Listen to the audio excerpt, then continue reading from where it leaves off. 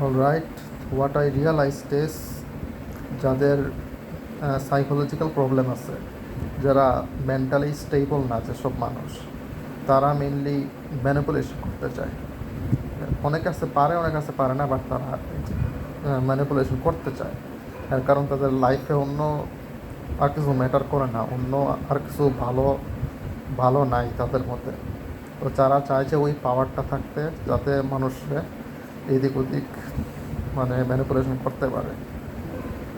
তো এই জন্যই যারা দেখবেন যে মেন্টালি স্টেবল না, তারা কখনো আমি যেটা মডার্ন রিলেশনশিপে দেখছি, তারা কখনো রিলেশনশিপে সাকসেস হয় না, টু দ্য লিস্ট।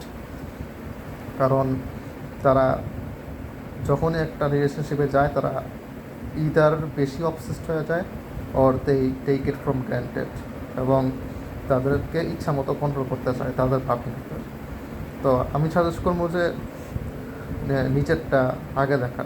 যদি কারো মেন্টাল সাইকোলজিক্যাল প্রবলেম থাকে, নিজেরটা আগে শুধরানো, নিজেকে আগে স্টেবল করা, তারপরে বাকি সব চিন্তা ভাবনা করা, কারণ স্টেবিলিটি কামস ফার্স্ট।